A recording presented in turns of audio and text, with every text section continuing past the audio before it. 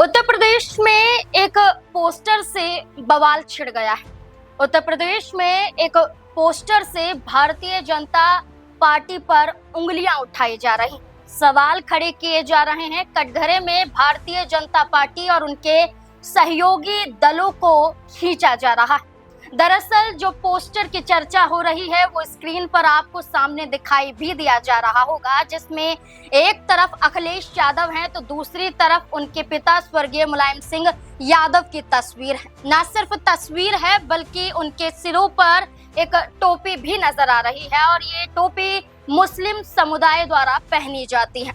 और न सिर्फ ये तस्वीर बल्कि इसके अलावा लिखा गया है कि दिल में बाबर मुंह में राम, ये शब्द यहाँ पर लिखे गए हैं और इसके अलावा कुछ और लाइनें भी लिखी गई हैं जिन्हें पढ़कर बताया जाए तो लिखा है कि अयोध्या में रात के अंधेरे में मूर्तियां रख दी गई थी। अखिलेश यादव, यानी कि इस पोस्टर के जरिए बताया जा रहा है कि अखिलेश यादव ने उस वक्त ऐसा कहा था जब बाबरी मस्जिद से जुड़ा हुआ विवाद सामने आया था, जहां बाबरी मस्जिद को ढहाने की चर्चा थी। और इसके बाद समाजवादी पार्टी के तमाम चेहरे, खुद मुलायम सिंह यादव और अखिलेश यादव ने कई ऐसे बयान दिए थे जिन्हें अब जाकर भारतीय जनता पार्टी सामने रख रही है।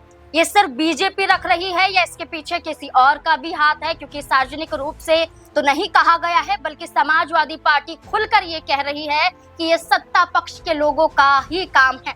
दूसरा बयान है, बाबरी के लिए अयोध्या में और भी कार सेवक मारने पड़ते तो मार देते मुलायम सिंह यादव। ये बयान मुलायम सिंह यादव का है, ऐसा इस पोस्टर के जरिए बताया जा रहा है। दिल में बाबर मुंह पर राम, ये बात लिखकर वो ये बता रहे हैं कि आज जो राम मंदिर में चंदा चोरी विवाद के जरिए सरकार को घेर रहे हैं, जो ट्रस्ट के लोगों को घेर रहे हैं, एसआईटी टीम की जांच पर सवाल खड़े कर रहे हैं, वो ये नहीं जानते हैं कि उस वक्त पर वो बाबरी मस्जिद के समर्थन में कैसे आए थे। उनका खुलकर ये कहना था कि कुछ भी हो जाए हम मुसलमानों का साथ नहीं छोड़ेंगे। इस पोस्टर के माध्यम से ये बताया गया। ये पोस्टर सिर्फ एक पोस्टर नहीं है बल्कि लखनऊ में, मथुरा में, सीतापुर में, बाराबंकी में लगाए गए।